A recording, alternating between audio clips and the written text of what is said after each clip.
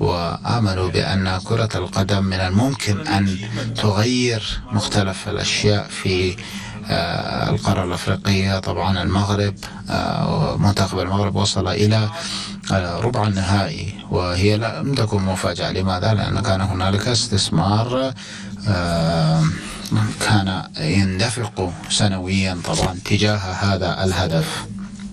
فإذا ينبغي أن نقوم بربط كل هذه النقاط. وأيضا أنا كرئيس الفيفا، وبالنسبة طبعا للمغرب ولرواندا، طبعا هذه الدول عزيزة على قلبي، ونحن يعني نتشرف أن نقوم بتكريم هاتين الشخصيتين. أنا بالنسبة لي كرئيس الفيفا وأمثل طبعا مجتمع كرة القدم في العالم، وأنا صراحة أشعر بالفخر والسعادة. شكرا على استضافتي، وصفقة حارة للفائزين.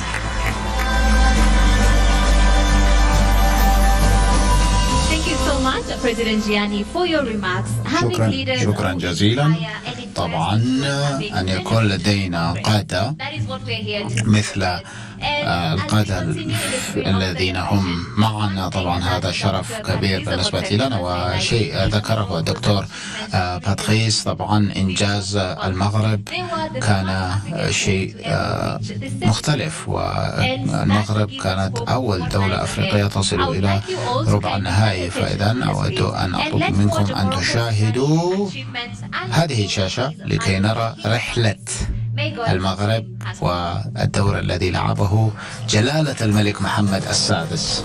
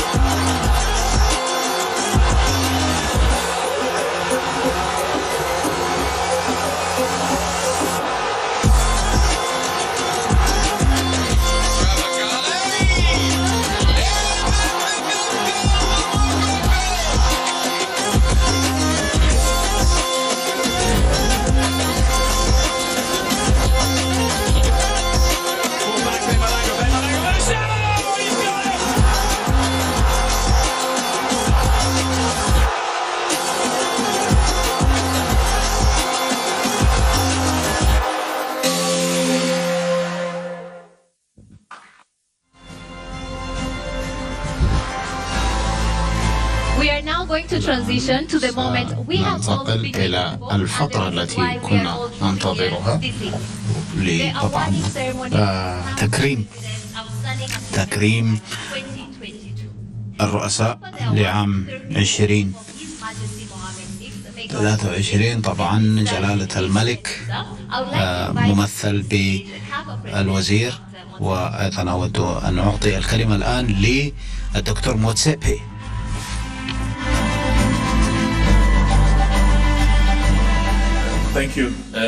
شكرا جزيلا.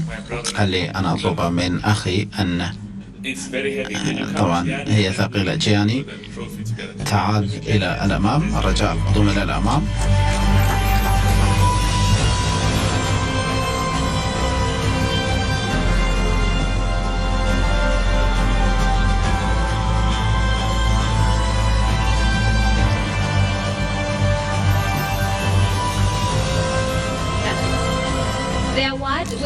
حسنا، الجائزة سيتم اصطحابها من قبل السيدة كنيزات.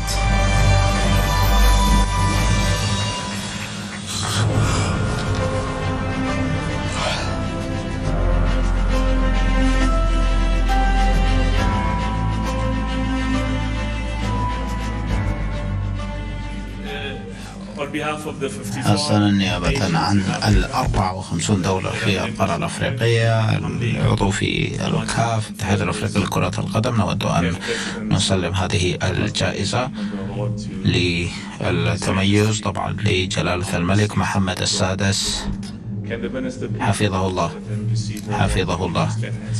صفقة حارة للوزير.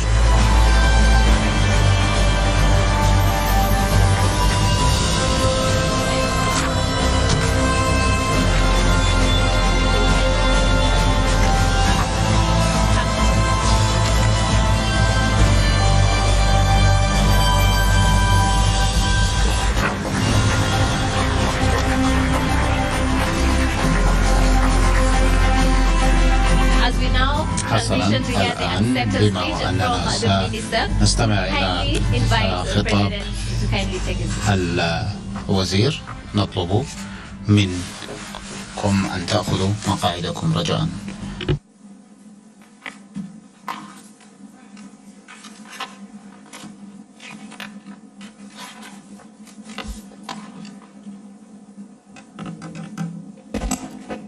الحمد لله والصلاة والسلام على مولانا رسول الله. In the name of God, the most merciful, the most compassionate. رئيس جمهورية رواندا، أصحاب المعالي والسعادة، أيها الحضور الكريم، يشرفني أن أتقدم أمامكم خلال هذا الحفل الكبير بتكليف سامٍ من صاحب الجلالة الملك محمد السادس نصره الله بتلاوة الرسالة الملكية السامية بمناسبة تسلم جلالته جائزة رئيس الاتحاد الإفريقي لكرة القدم للإنجاز المتميز. الحمد لله والصلاة والسلام على مولانا رسول الله وآله وصحبه. أخي العزيز بول كاغامي رئيس جمهورية رواندا، سيد رئيس الاتحاد الدولي لكرة القدم، سيد رئيس الاتحاد الإفريقي لكرة القدم، أصحاب المعالي والسعادة، حضرات السيدات والسادة، يطيب لي بداية أن أعرب لكم عن عميق ترحيبي بمنح جائزة التميز لسنة 2022 من الاتحاد الإفريقي لكرة القدم، والتي يسعدني تسلمها اليوم. وأود بهذه المناسبة أن أحيي حضور السيد جاني إنفانتينو رئيس الاتحاد الدولي لكرة القدم، مشيدا بالتزامه القوي تجاه كرة القدم الإفريقية. كما أشكر رئيس الاتحاد الإفريقي لكرة القدم السيد باتريس موتسيبي على دوره الريادي وجهوده من أجل تعزيز إشعاع كرة القدم الإفريقية وإعادة المصداقية لهيئتها التقريرية. ولعل ما يجمعني بأخي فخامة رئيس بول كاغامي الذي يحتفي به الاتحاد الإفريقي لكرة القدم أيضا اليوم هو ثقتنا الراسخة في قارتنا الإفريقية وفي شبابها وقدرتها، وهذا ما يحفزنا على العمل المتواصل بحماس لا يستكين ولا يغتر بالركن إلى ما حققناه من مكتسبات.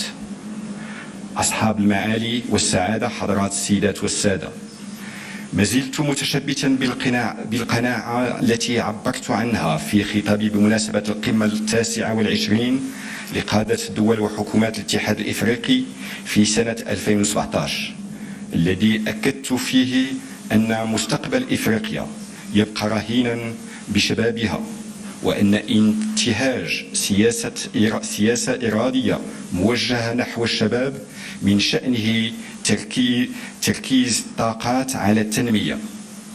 إن هذه الجائزة التي تمنح لي اليوم هي أولا وقبل كل شيء تكريم لعبقرية إفريقيا وشبابها المتألق، فهي تمثل بالنسبة لي اعترافا بالاختيارات التي انتهجتها من أجل توفير الظروف الكفيلة بإبراز هذه العبقرية والنهوض بها، وذلك لأن كرة القدم ليست رياضة فحسب، بل هي ثمرة بناء وعمل متواصلين.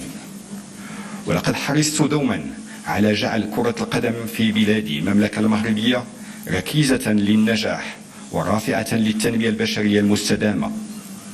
فلئن كانت لعبة تستأثر بقلوب الملايين وموهبة تعكس طاقات إبداعية خلاقة، فهي تقوم أيضا على أساس رؤية مستقبلية والتزام طويل النفس وحكمة قوامها النجاعة والشفافية واستثمار في البنيات التحتية وفي الرأس مال البشري.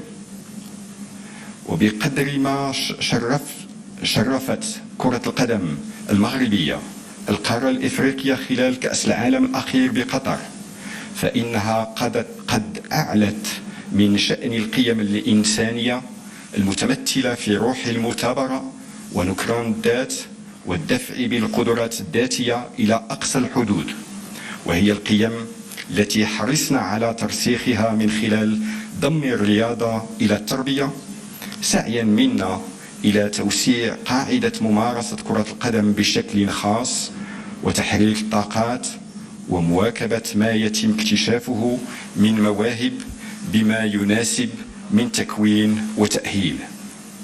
وقد أثبتت المملكة المغربية في مناسبات عديدة وبالعمل الملموس أنها تضع إمكانياتها وبنيتها التحتية وتجربتها لا سيما في مجال كرة القدم رهن إشارة جميع البلدان الإفريقية الشقيقة الراغبة بدورها في جعل الشباب دعامة للأمل والنمو، وذلك لأن طموحي من أجل لا يضاهيه في جوهره سوى طموحي من أجل القارة الإفريقية. أصحاب المعالي والسعادة، حضرات السيدات والسادة، من هذا المنطلق أعلن أمام جمعكم هذا أن المملكة المغربية قد قررت بمعية إسبانيا والبرتغال تقديم ترشيح مشترك لتنظيم كأس العالم لسنة 2030،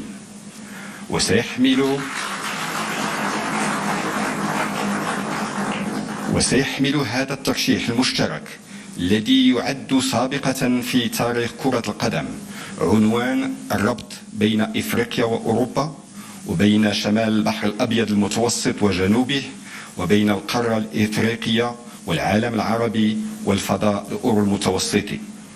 كما سيجسد أسمى معاني الالتئام حول أفضل ما لدى هذا الجانب أو ذاك، وينتصب شاهدا على تضافر جهود العبقرية والإبداع وتكامل الخبرات والإمكانات. والسلام عليكم ورحمة الله تعالى وبركاته. وحضر في يوم الخميس 16 شعبان 1444 هجرية موافق ل 9 مارس 2023 ميلادية محمد السادس ملك المغرب. محمد السادس. Thank you.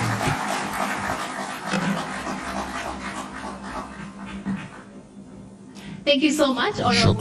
شكرا جزيلا لمعالي الوزير على هذه الكلمة.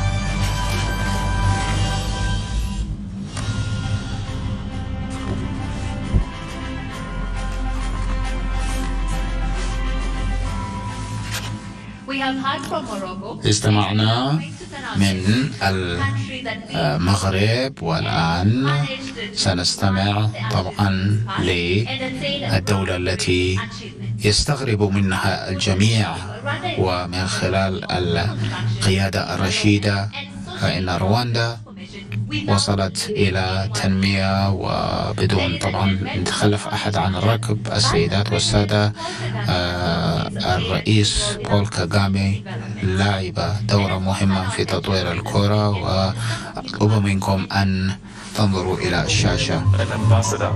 We've got a partner who talks on our behalf with all of the other presidents.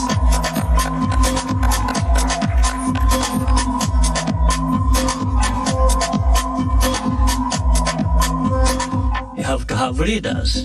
You have to have a vision. We want to work as a team. Whether it is football or any other sport.